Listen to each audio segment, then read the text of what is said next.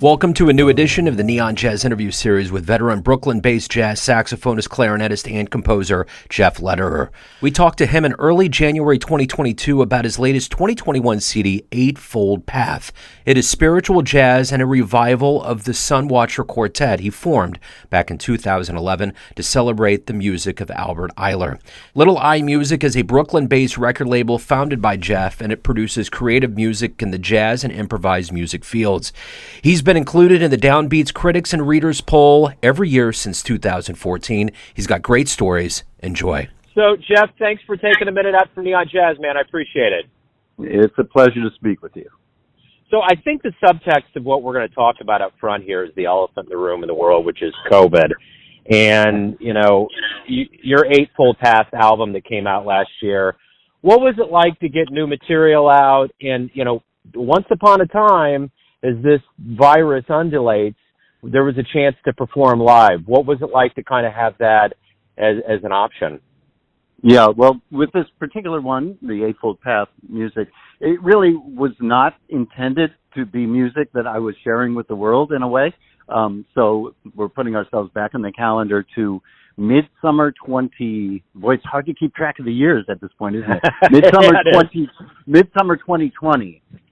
So around June, and of course we were just kind of in the first few months of the pandemic, and I'm very, very blessed and fortunate to have this. I live in New York, in Brooklyn, but I have a little cabin. Myself and my wife have a small place in the woods of Vermont. So at that point, we were way up there in the woods, and when I say in the woods, I mean really miles and miles away from any other folks, which was an incredible fortunate blessing to have in our lives at that time. So we were up there quite a bit during that summer, the entire summer. And of course, you know, doing things that everybody was doing. And I'm sure you've spoken to a lot of folks who've talked about their artistic approaches and reactions to what happened during that time. So we were doing our thing. I wasn't playing with other folks, obviously.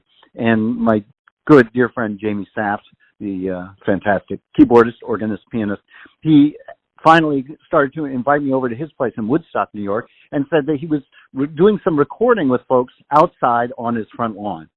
So that sounded intriguing. I was like, great, man, let's do that. We found a date on the calendar, which wasn't so tough at that time. And I said, hey, let's invite Matt Wilson to come up from the city, and found a date that the great drummer Matt Wilson could come up.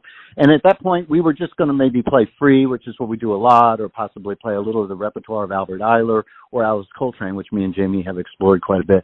Jamie then said, you know, Steve Swallow, an amazing, iconic musician who lives in that area, he and Jamie have long-standing relationship. He said, well, maybe Steve would like to come over and play. I said, well, that sounds good to me. I didn't know Swallow at that point.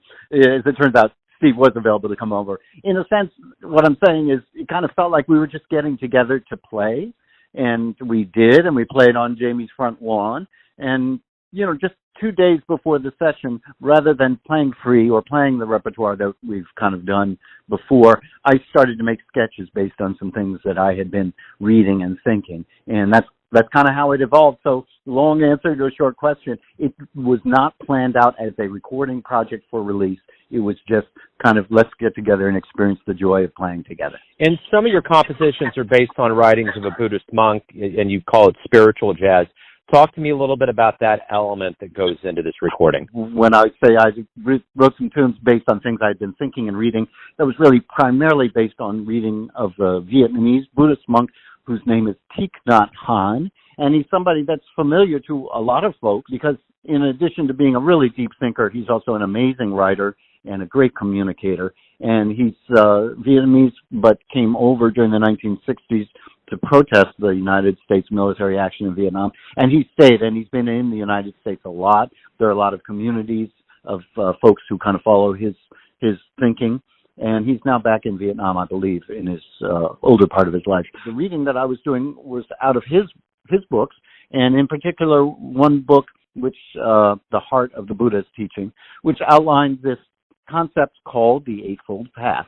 So just to give you a little background information, a long time ago when I attended Oberlin College in Ohio, I was not a music student. I was a comparative religion major, and I've done a lot of things throughout my life, including my group called Shakers and Bakers, which explores spiritual traditions of the Shaker sect.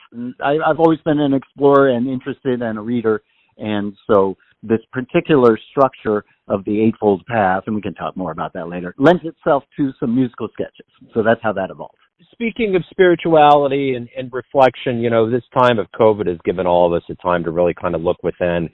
What have you learned about yourself over this time of lockdown quarantine that maybe you didn't realize before that's going to make you stronger as we all kind of reemerge this year?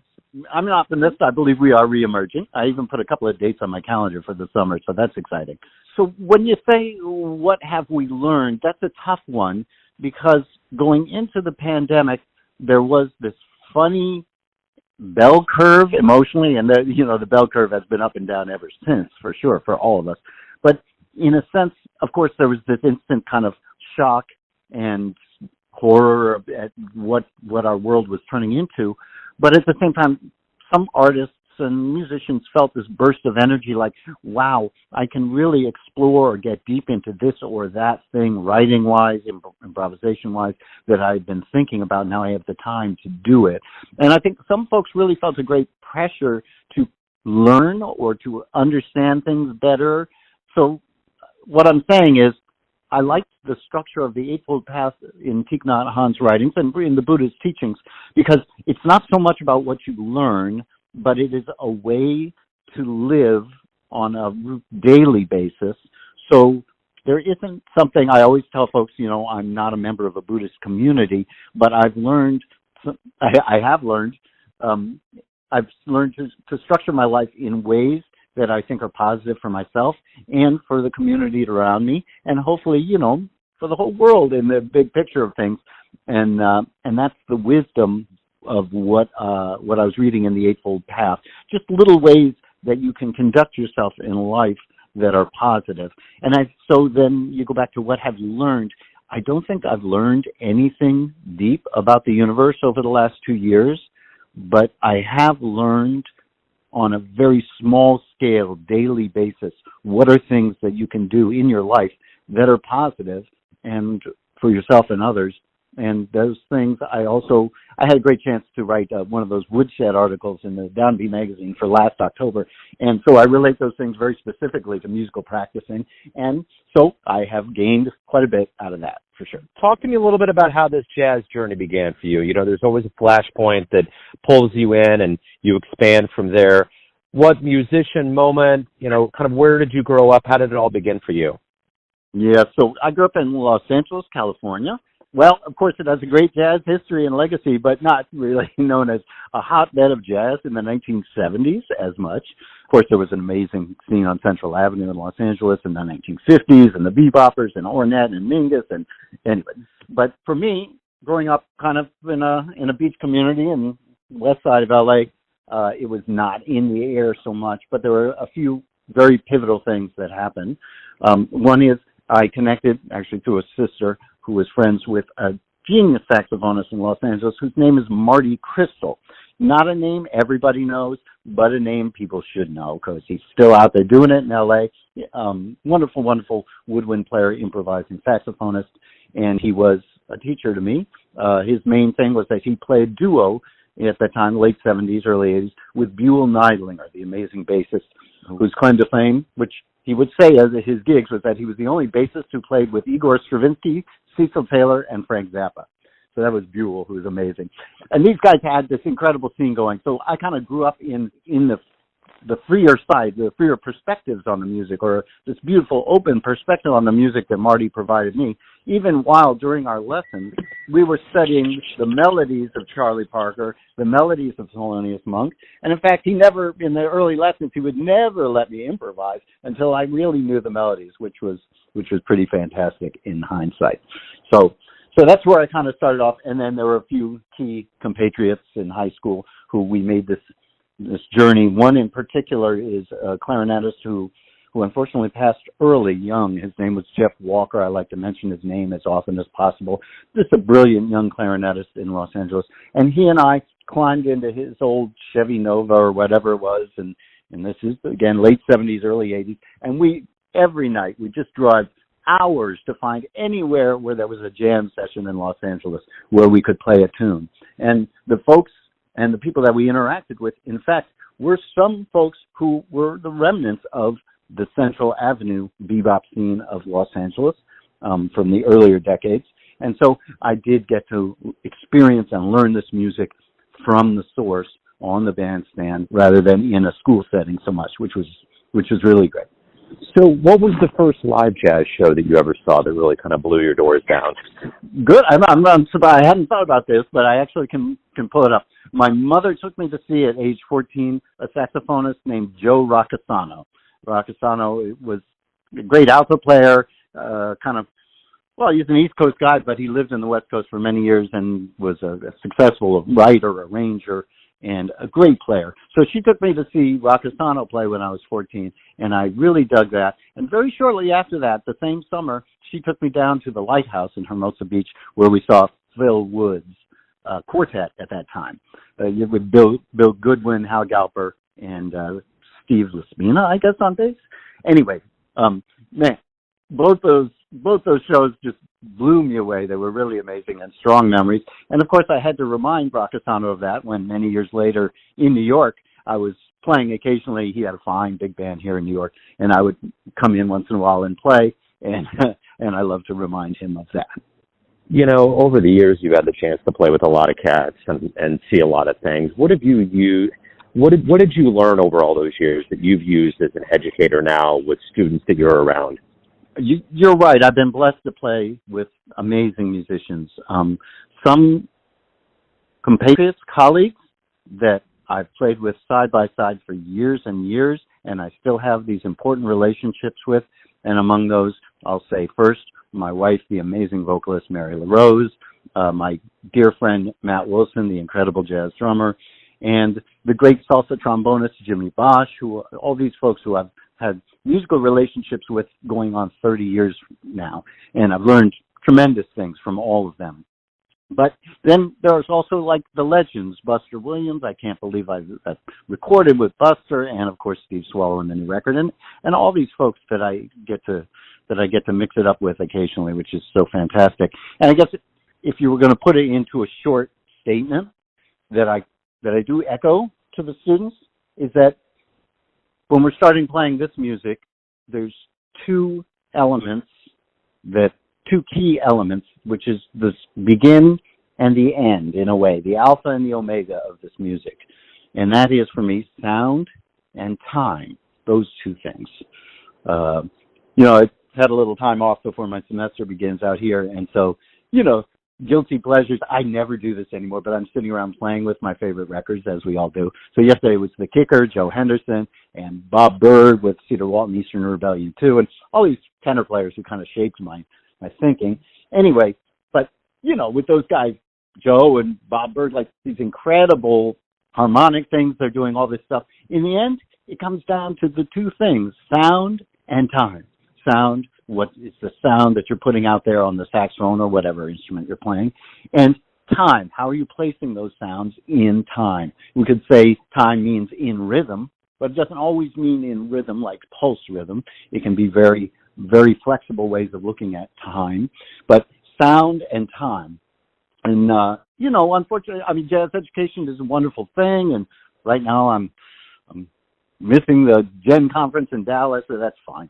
But we tend to start with students these days with what the younger musicians are now calling language or vocabulary. That's cool. Folks say that. But what they mean is licks and patterns, and that's all good stuff. I work with students on that stuff. But if you don't have these two fundamentals together first, sound and time, then you're not going anywhere with the rest of the stuff. You've been at this for a long time, and this is kind of a twofold question. My first part of this is, what do you like the best about being a professional musician, and what has been the key to your longevity? Yeah, thank you. I got a milestone birthday this year, too, so I'm feeling it. Anyway, sorry, man, what was the first part of the question? The first part was, what do I like about it? Yeah, what do I like about it? What's the best part of being a professional musician, yeah. Yeah. So, in short, it's connecting with other people, and that's the broadest way to say it. And I mean connecting with other musicians, and I mean connecting with just people. And that's, again, with the going back to the pandemic thing, that's something we're all missing, like the physical pleasure of playing music. We miss the money, let's be straight up. We miss a lot about it. But what we miss most is connecting with people, and that's not just musicians. Of course, that's the whole world. That's been, you know, in addition to like pain, suffering, loss of life, it's the lack of connection with other human beings that's been hurting all of us the most. So the great part of being a professional musician is that connection aspect, and there's many ways to be a professional musician. I was very blessed that I have both this kind of teaching career, but I also still have been, you know, have an active touring, performing career, and the travel part of it, you know, it's just so wonderful. And of course, we all miss the touring, traveling part. I did get recently, November, December, there was 3 weeks of travel and tours. 1 week with a great new group that I'm recording with this week, bassist Joe Fonda's quartet. Very interesting group where I'm playing all woodwinds, no saxophone. Bassoonist Michael Rabinowitz, Fonda on bass, and Harvey Sorgan on drums. Pretty interesting music. Anyway, I did a week out with them, a week with Joe Fiedler, the great trombonist, his group Open Sesame, which is super great and fun, playing the music of Sesame Street, which Joe knows well because he's the musical director of the show, but with a real creative perspective. And then a week with the Christmas Trio with Matt Wilson and Paul Sakivi. So I was actually got to be out there again, and you're seeing folks. And when I say seeing folks, I mean seeing the presenters, not fans, I mean the presenters, all the people who go into making this whole world of music and jazz. And it sounds a bit cliche, but it's a family. You know, we go from town to town, and I see that club or that presenter, that guy a woman who runs a nonprofit. And it's just to be seeing them again is such a wonderful thing. It's a family aspect. So that connection is really my favorite part of being a professional musician. So everyone has a perception of you, your family, your friends, your fans, your students, but ultimately you live your life, you perceive who you are. Who do you think you are? Gee, that's not a hard question at all, is it? No. At this point, well, of course, there's who I am as a person, and that starts at home and with my family and 2 beautiful children and a beautiful wife. And I don't know how I got so blessed in this lifetime to have all that and still be playing my horn. But just in general, I'm out behind my house in Brooklyn. I have a little garage studio thing. It's really nice. And there's a photograph on the wall of my first professional gig. And it is, I was talking about age 14, going to see these folks play with my mom. And it is age 14. And my mom bought me the suit I'm wearing in this picture. It's a pinstripe suit from JCPenney. I'm playing the alto saxophone. I'm standing next to the clarinetist I told you about earlier who passed away early, Jeff Walker. And the man to the left side of me is Lawrence Welk holding an accordion, which is kind of incredible. But that was my first professional gig. And Lawrence Welk came out to Boys and Girls Club of Venice Beach dinner dance as the guest of honor, and he played with our band, which was kind of a kid trad jazz band in LA. Just a funny scene. And he brought the bubble machine, so there's bubbles in the photograph. But what I'm getting around to is, like, it's great right now to be looking at that picture and look at the expression in my face, because I'm playing Honeysuckle Rose with Lawrence Welk, and I remember it well. It was really swinging, and there's an excitement about it. Just I know I was able to connect with the excitement of that moment, just the way I still am. It's the same feeling I get now whenever I'm playing music, and that's with Steve Swallow or with my students. It's this excitement of that moment of playing music, and that's really maybe the best version of me, or that's what we all do, all of this crazy work and effort to get to that point where we can put it all aside and be in the moment, experiencing the joy of that moment. And again, looking at this photograph, I can see in my face just that moment is encapsulated there. And to bring that back to Eightfold Path, there's quite a bit of the thinking in Thich Nhat Hanh, and in the Buddha's, teachings, that is about bringing your own mind back to experiencing that moment and really be present in the moment, which is what we all want to do as improvisers and as human beings. And for sure, when I'm able to do that, that's the best version of myself. So there you go. Long answer. I like it. Jeff, thanks, man, for opening up about the new album, about your life and music, COVID. Good luck with everything as we move forward. Thank you, and to you as well. And thank you for doing the work you do. It's really great to put these conversations out there. Thanks for listening and tuning in to another Neon Jazz interview, where we give you a bit of insight into the finest players in Brooklyn, Kansas City, and spots all over the world, giving fans all that jazz. Thanks to Jeff for his time, music, and story. If you want to hear more interviews, go to Famous Interviews with Joe Domino in the iTunes Store. Visit Neon Jazz at youtube.com, and for everything Neon Jazz all the time, go to the neonjazz.blogspot.com. Until next time, enjoy the jazz, my friends.